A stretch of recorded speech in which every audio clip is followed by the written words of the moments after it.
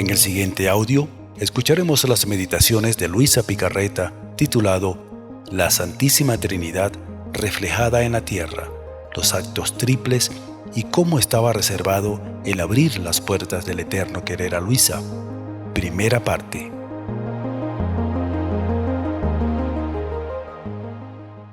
Mira bien, no encontrarás ninguno. Esto significa que ninguno ha entrado.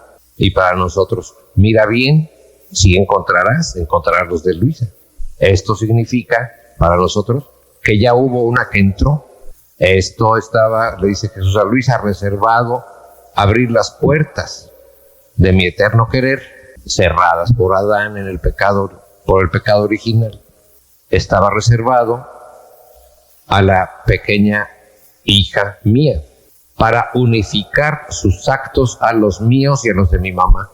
Unificar, no unir, que son cosas distintas. Unificar es hacer de todo, o sea, de dos, uno. No dos unidos, sino uno. Padre, te ruego que ellos sean uno en mí, como tú y yo somos uno. Eso es unificación, unidad. No unión, sino unidad. Entonces aquí se cumple perfectamente esa unidad que Jesús le pidió al Padre. Mi eterno estaba reservado a abrir las puertas de mi eterno querer a la pequeña hija mía para unificar sus actos a los míos y a los de mi mamá. Aquí se cumple. Porque nosotros hemos pensado, para que seamos uno como el Padre y Jesús es uno, es decir, que nosotros vivamos en paz entre nosotros mismos y pensemos igual. No, para que seamos unos con Jesús, en la unificación de nuestros actos con los de Él, porque no hay otra manera. ¿Cómo podríamos asemejarnos a Él y unirnos a Él, pero si sus actos no son unificados con los nuestros, o los nuestros unificados con los de Él? Seguiríamos siendo dos vidas diferentes. Uno que hace unos actos de un modo y otro que hace actos de otro modo, aunque estén unidos. Un poquito, se puede decir, utilizando el ejemplo del matrimonio. Es la unión, no la unificación.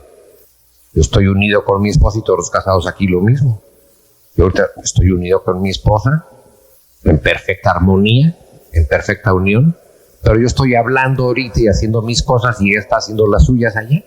Sin embargo, estamos unidos, pero no unificados. Y a fin de nuestras vidas, yo voy a ser juzgado, digamos, solo. Y ella va a ser juzgada sola por los actos que ella haya hecho. Pero estuvimos unidos, pero no unificados. Y aquí nuestro Señor lo que quiere de nosotros no es simplemente que estemos unidos como esposos, sino unificados como el Padre y Él eran uno. Y esto se logra, repito, a través de la unificación de nuestros actos con los de Él.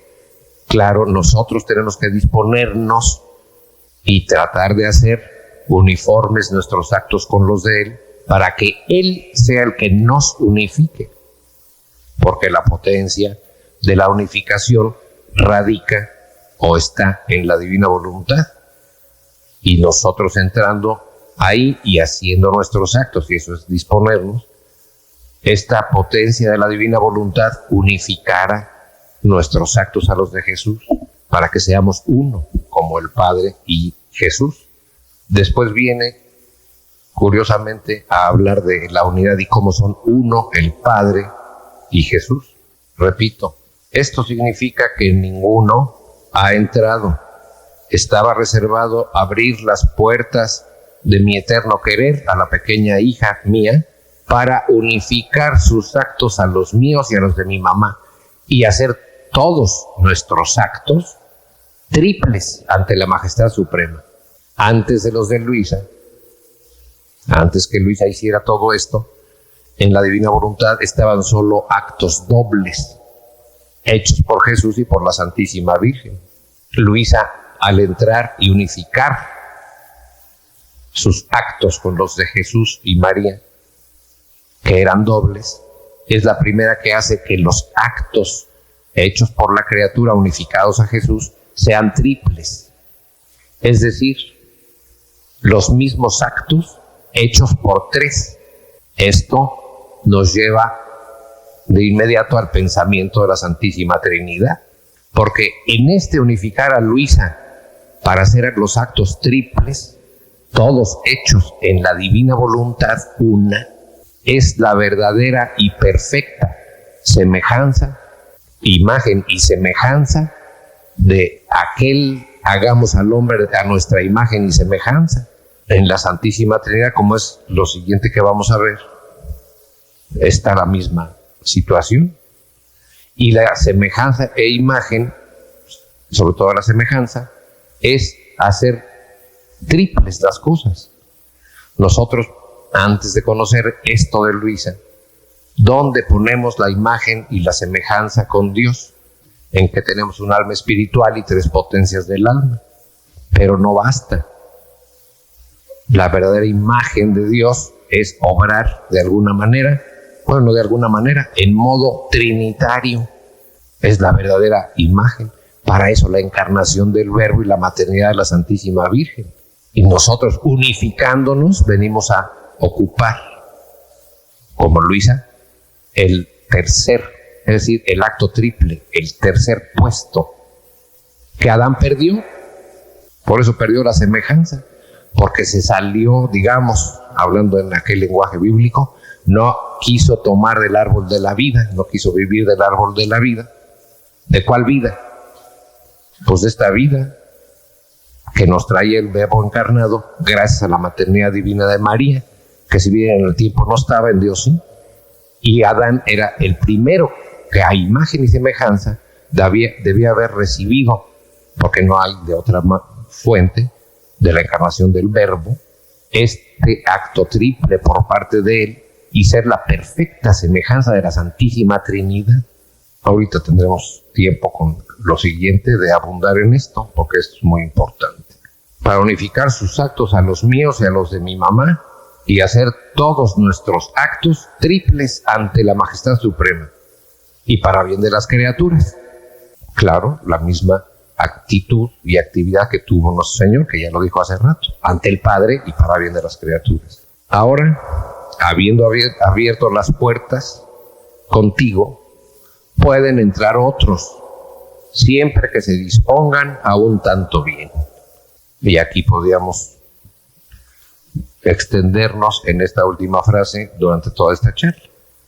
Siempre que se dispongan a un tanto bien. ¿Qué cosa no abarca siempre que se dispongan a un tanto bien? Para no extenderme demasiado, podríamos resumirlo en más o menos en pocas palabras. Disponerse a un tanto bien, punto primero, ponerse en obediencia a la voluntad de Dios en todo lo que ha expresado que debemos ponernos en sintonía. Los 10 mandamientos, los consejos evangélicos, las bienaventuranzas hasta donde se puede, cada quien según su estado, y el magisterio, las enseñanzas de la Iglesia durante los últimos 2001 años. Eso es la primera parte. Para resumirlo, quien vive, por ejemplo, en pecado, pues ese no se está ni siquiera dando el primer paso para disponerse a un tanto bien. Quien no toma todas las enseñanzas de la Iglesia, si no quiere formarse las suyas propias, se sale de toda esta enseñanza y no se dispone a un tanto bien. Hay muchos casos ahora de gente que no está casada y hace vida matrimonial, o bien que estando casado con una persona y habiéndose peleado, no digo divorciado porque no existe, hace vida matrimonial con otra que no es su esposa y pretenden disponerse a un tanto bien Y ahora con estos criterios actuales, parece que lo mismo da vivir en pecado mortal que no. Parece que lo mismo da hacer caso a las enseñanzas de la Iglesia durante 2001 años, ¿o no? Parece que todo podemos hacerlo a nuestro modo sin que nos pase nada.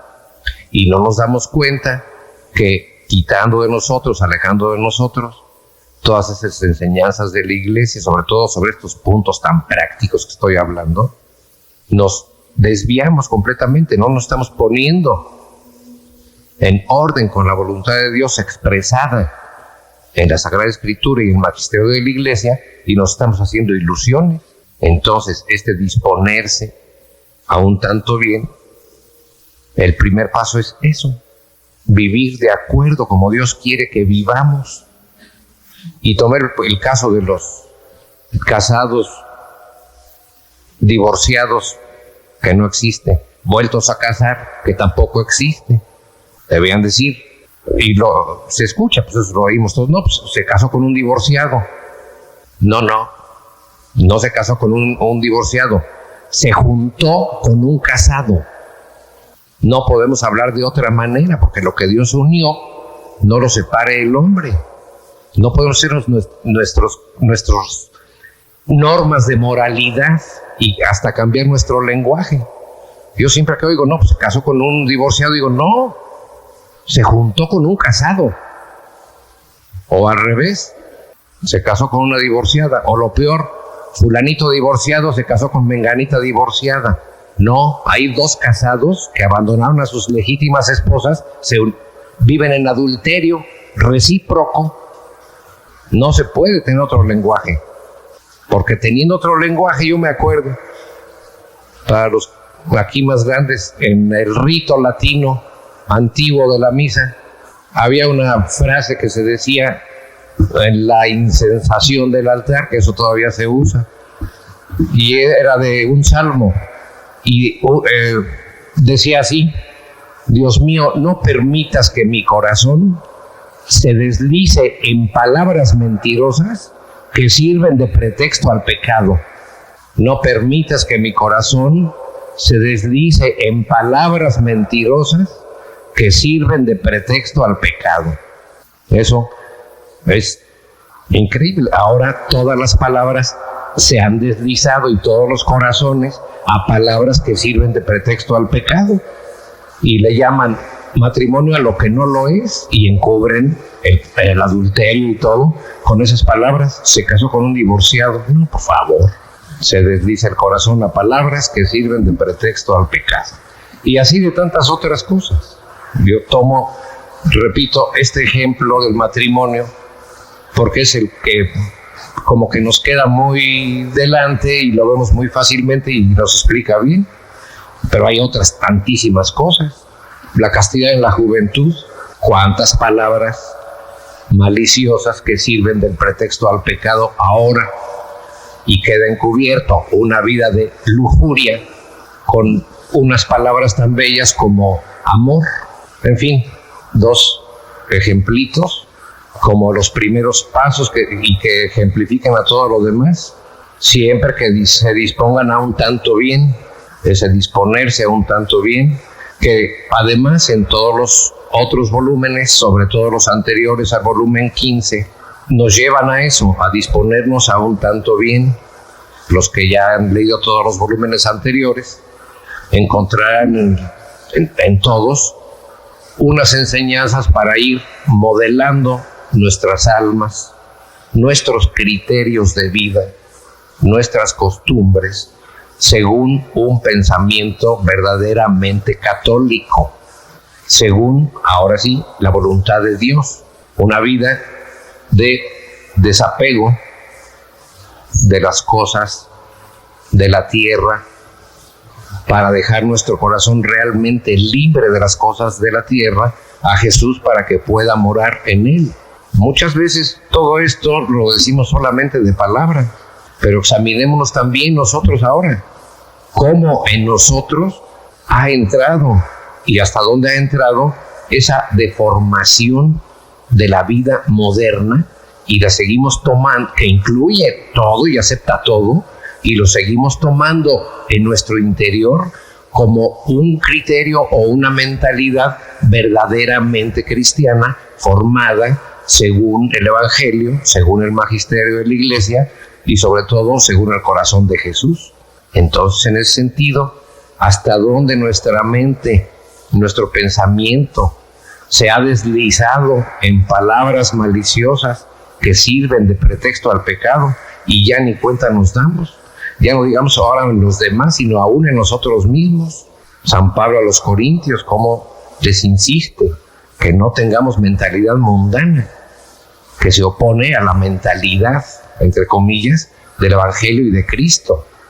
Y en eso nosotros, creo yo, hemos sido más o menos arrastrados por esta corriente de mundanidad actual y no sabemos ya muchas veces si nuestra mentalidad y nuestra moralidad coincide con todo el magisterio de la Iglesia y lo que Jesús nos dice en el Evangelio y lo que el Dios del Sinaí, y lo damos como una cosa, como una unidad en que todo cabe aquello y cabe también toda esta modernidad donde el pecado y la virtud tienen el mismo color.